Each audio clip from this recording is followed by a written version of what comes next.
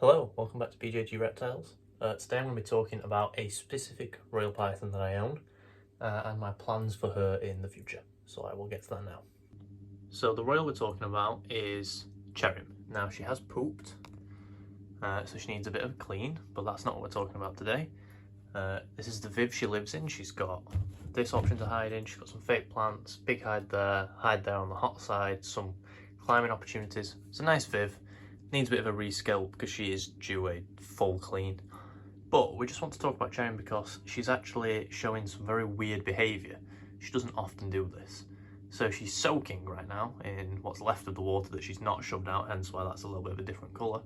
Because she's pooped there, or urated, sorry, because there's no poop, and then shoved water everywhere, so she definitely needs a clean. However, this could mean one of two things. A, she's soaking straight for a shed, which I don't think she is because she shed very recently. B, she's hot or she feels uncomfortable, so she's cooling down. And C, she has mites. Now I've checked her over, she doesn't have mites. There's no RI going on. However, I have introduced her to 2 different males in the last month and a half. And this week coming she will be introduced to the same male that I gave her the second time around.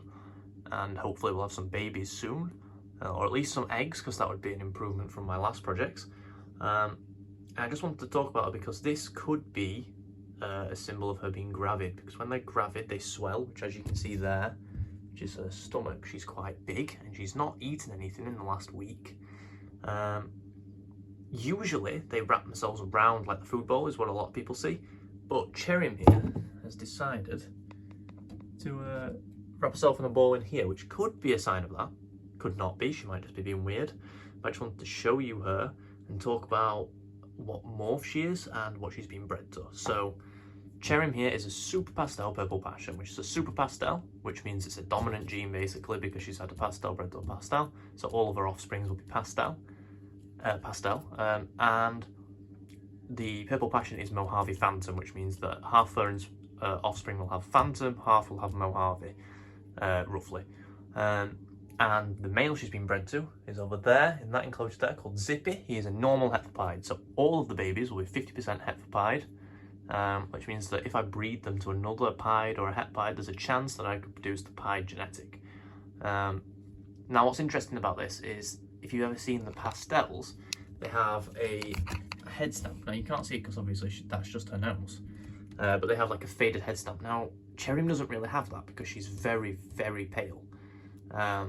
So it probably is there, but you can't see it because as you can see, you can only just see her patterns.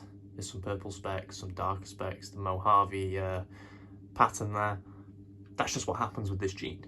But in theory, the babies will look very, very cool another generation down the line if I can get one to be proven Pied.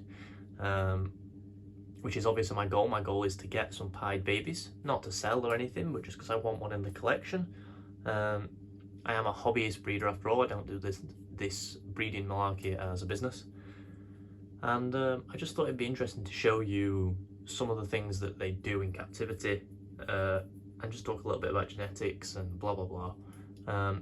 But yeah, if she does lay eggs, I will do a future video, maybe an egg cutting or at least looking at the eggs that have pipped if I decide not to cut them. But yeah, one thing I should address as well is that snake over there will be supplied with a 4-foot viv just after Christmas, just like the others will be either in a 4-foot or a 3-foot because that viv down there is too small. So is that one. These ones are okay, but I just want to upgrade them. But yeah, this is Cherrim. Hopefully she's gravid. Fingers crossed I'll have some eggs. One upgrade that this enclosure does need is some different LEDs because I bought those LEDs under the impression that they were white light. That is the white setting. As you can see, it's got like a blue tinge to it. Not ideal for the snake's eyes, but it's on for the video nonetheless. I have it on for all my videos.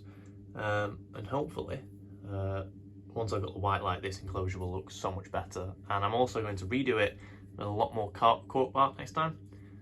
And eventually, when I have a bigger room and a more fancy reptile room, she will have a completely bioactive enclosure because I just think that will be very cool to see a royal python in a bioactive enclosure. But yeah, fingers crossed we'll have some babies soon.